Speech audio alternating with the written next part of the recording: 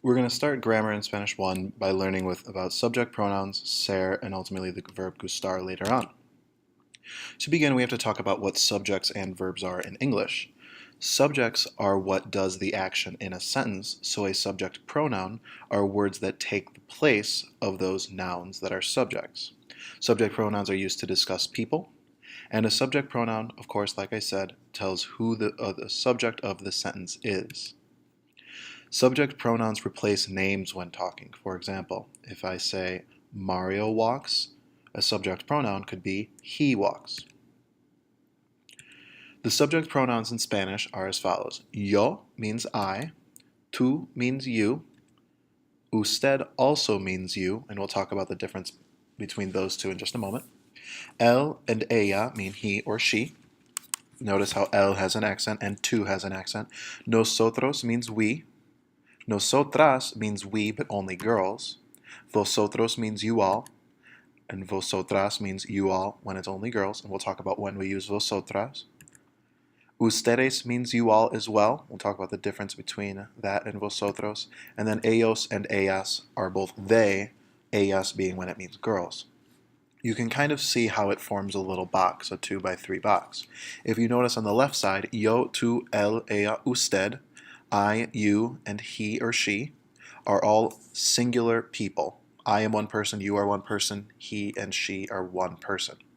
If you look on the right side, it is plural. We is inherently more than one person.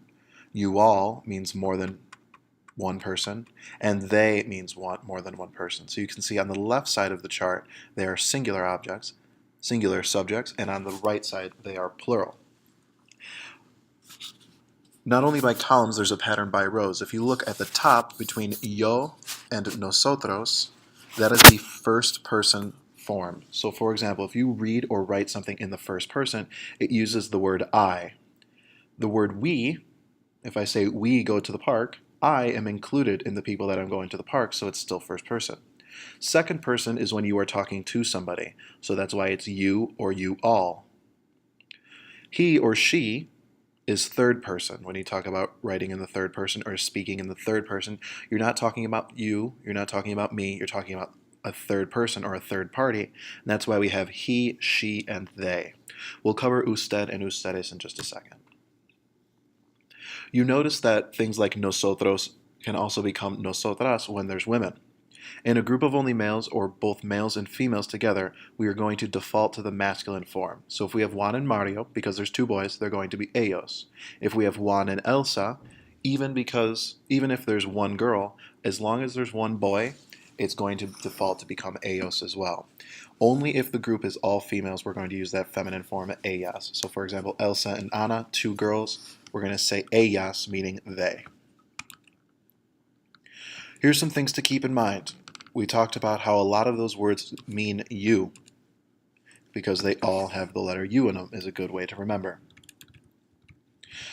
Starting with the to form, to means you when you are talking to family, friends, people your age and younger, etc. You're going to use it when you are being casual, informal, and you're going to use that to talk to other people in a very, like I said, informal way. While usted means you as well, so usted and tú both mean you, but usted is used in formal situations when you're addressing people with a title, when you are trying to show respect. A lot of times usted is abbreviated just UD period. So if you were talking to the president, to a doctor, to teachers, adults, anything like that, you might want to use the usted form, and you should use the usted form in order to show respect. Here are some examples. If you were talking to these people, with the dentist, you'd probably use usted. For your best friend and your sister, those are tus. You don't need to show formality to them. To the police, the principal, and the president, we're going to use the usted form, showing respect. To Miguel, because we know him on a first name basis, we're going to use the tu form. To your teacher, probably a good idea to use the usted form. To your mom or dad, it depends if you want to show respect to them, maybe if you are in a very formal situation. Otherwise, if you have a more casual relationship, depending on culture, you might also use tu forms. Victoria, again, like Miguel, because we call her by her first name, we can use the tu form with her. Remember, all of those meaning you. Ustedes is used in Latin America, and because it's used in Latin America, it's also inherently then used in the United States. It means you all when you are speaking to two or more people, regardless of title. So formal, informal, in Latin America, they only use ustedes to say you all, and it's abbreviated UDS. So, to recap, usted refers to only one person, and it means you when you are talking to someone formal. Ustedes refers to more than one person, meaning you all, and it can be formal or informal. Vosotros, if you remember from the chart, means you all as well, but it's only used in Spain. It is used in Spain when you are talking directly to two people you would call two individually. So in Spain, if you want to say you all, but be informal or casual, you use vosotros. If you are in Spain and you want to say you all, like you were talking to the doctor and the dentist, if you're talking to both of them, you would probably want to go with ustedes in Spain to show formality. Vosotros is only used in Spain. Remember, in the United States and Latin America, ustedes means you all for both formal and informal situations. Moving on to conjugating verbs. In Spanish, a verb can tell the subject of a sentence all by itself, and that happens when we conjugate a verb. It's oftentimes necessary to use those subject pronouns with our verbs, however, in order to clarify the conjugation. We'll talk about what that means in just a second. Time to learn the first verb conjugation. In English, a verb by itself is called an infinitive. An infinitive is a verb that is a word that is not conjugated. All that means is that there's no subject assigned to the verb and there's no one doing that action. To identify an infinitive in English, or an unconjugated verb, it's very simple. As long as the word is preceded by the word to, we know that it's in the infinitive form. So, to walk is an infinitive and it's not conjugated. Other examples of infinitive: to read, to think, to skip, to want, to write, to play, to feel, to walk. We can see all the words to, knowing that they are unconjugated verbs. Those verbs do not have subjects. We do not know who is doing those things. Who is walking? Who is wanting? We don't know. In order to conjugate, what we need to do is assign a subject to those infinitives. So if we took the infinitive to play and we conjugate it, we assign the word the dog to it, and now all of a sudden, who is playing? The dog is playing. If we take to want and we use the subject to the parents, and we say the parents want, now that verb is conjugated. Notice how the to goes away. How do we find an infinitive in Spanish? It's also pretty easy. As long as a word ends in AR, ER, or IR, it is an infinitive, and you already know some from your vocab list. A vast majority of our words are infinitives. Things like tocar, escuchar, escribir, correr, pasear, and other verbs like that are all infinitives. But before we start conjugating those verbs, we need to learn our first and most important verb, and that is the verb to be. We know it's an infinitive because it has the word to in it. The verb to be in Spanish is ser. To conjugate ser, we need to first learn how to say I am. Yo soy. Notice how the subject yo means I, and soy puts together I am. We wanted to say you are, tú eres. Remember, we would say you are as tú eres when we were talking to somebody familiar. Él es and ella es are he is or she is. And ustedes, remember, usted means the same thing as tú. It means you are, usted es, but when you are talking to somebody formal. Nosotros is going to be somos, meaning we are. Vosotros means sois, meaning you all are familiar. Remember, only in Spain. And ellos, ellas, and ustedes all carry the conjugation son. So ellos son means they are, ellas son means they are when only talking about girls, and ustedes son means you are all when you are talking to formal people or when you're in the United States or Latin America. The biggest thing to take away from this, the chart that you want to have down: soy, eres, es, somos, sois, and son. We know that soy is partners with yo. When you have yo, it has to be soy. You cannot say yo eres or tú soy. That would be saying I are or you is or you am. That's called misconjugating. So as long as you have that chart down, soy, eres, es, somos, sois, and son, you're doing good so far. If I have just the word soy, the reason that yo is in parentheses is because yo and soy are only with each other. When I have the word soy, it's basically like I don't need the word yo. I can just say soy. Same thing with eres. If I say eres, you know that tú is the only friend that eres has. However, with verbs like es and son on the bottom rows, if I just say es, I don't know if you're saying he is, she is, or you are. So when we talked about earlier, are subject pronouns always necessary? In the bottom forms, especially yes, clarifying and saying ls or usted es is the difference between he is, the difference between saying he is or you are. So if we were going to find the correct conjugation of ser for the following subject pronouns, what we would need to do is find where ellos belongs in the box of the conjugation ser, and we know that it's son. For ella, es. Yo, soy.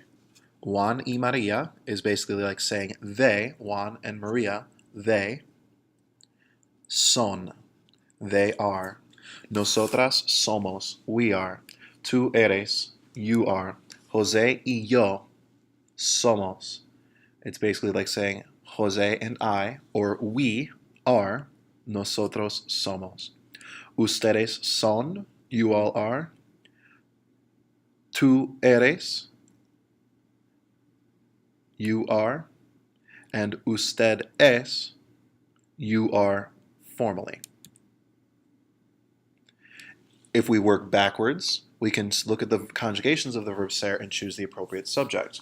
Remember, for son, there are three possibilities: ellos, ellas, or ustedes. For number two, eres, we know that the only subject pronoun is tú. For es, just like son, there are three possibilities: él, ella, usted.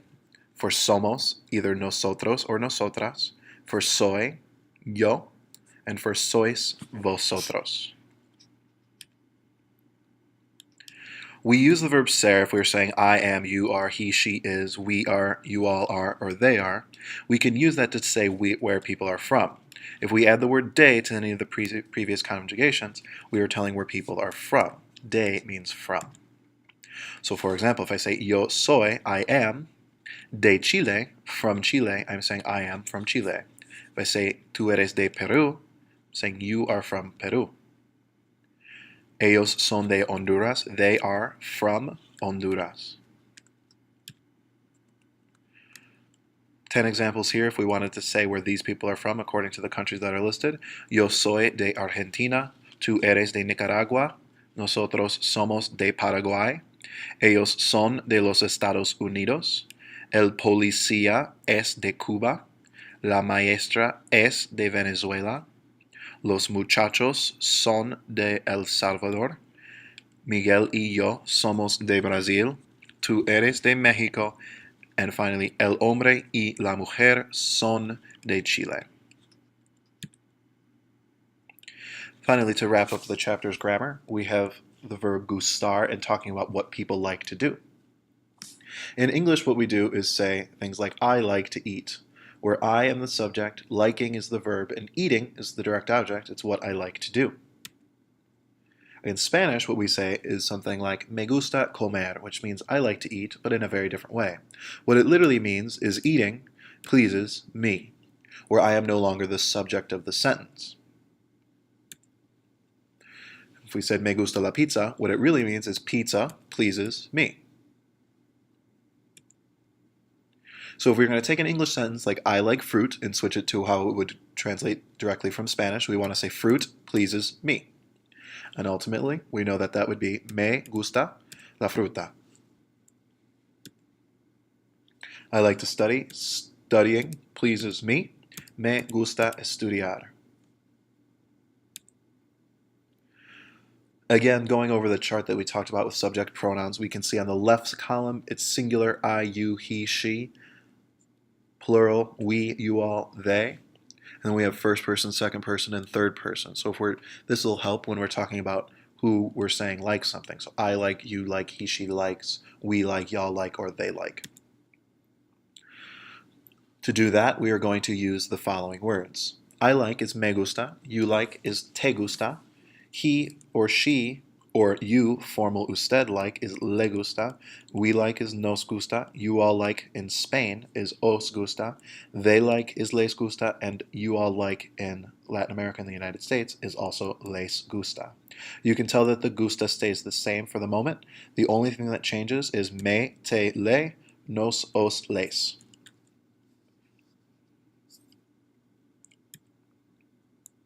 But you have to be careful.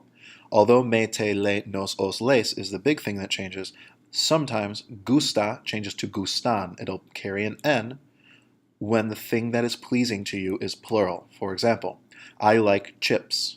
Because it is las papitas, because they are los dulces, because they are las galletas, so you can see that those are plural because of the S's. And for that reason, instead of just saying me gusta, te gusta, or les gusta, we have to say me gustan, te gustan, or les gustan.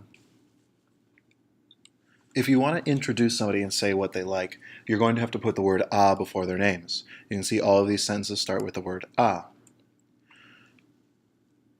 For me gusta, we are going to put a mí. What it literally is saying is, to me, it is pleasing to me to sell grapes. It sounds repetitive, but it's used for emphasis sometimes to really enforce that you're saying, I like to sell grapes. A ti te gusta, same idea, reinforcing that you like to do something. For third person, for example, if I just said le gusta comer and I did not have the a Paco, I wouldn't know who likes to eat. By adding a Paco, now I know that it's Paco likes to eat, because le gusta comer by itself means he likes to eat, she likes to eat, or you, sir, or ma'am, the formal usted, like to eat. A ella le gustan, a mí y a Carlos nos gustan. Anytime you see to me and to Carlos, or to me and to anybody else, it's going to function as an a nosotros, like to us, we like to. A ellos is going to be a les, and a ti y a Consuela, to you and to Consuela, is basically like saying to you all, les gustan las piñas. The problems that you'll see are going to look like this. You'll have two blanks, the first blank being shorter than the second. For the first blank, you need to look backwards to the word before the first blank. We see the word nosotros, a nosotros. We need to choose between me, te, le, nos, os, or les. Obviously, because it's nosotros, we're going to choose nos. For the second blank, we have to look forward to jugar al fútbol. We have to look at the first word after the blank to decide if it's singular or plural. If it's singular, it needs to be gusta. If it's plural, it needs to be gustan with an N. Because jugar al fútbol, playing soccer, is just a singular thing. Verbs cannot be plural. We are going to do gusta. Altogether, nos gusta. Anytime you have a verb like jugar, beber, or escribir, which are in these problems, they are going to be singular.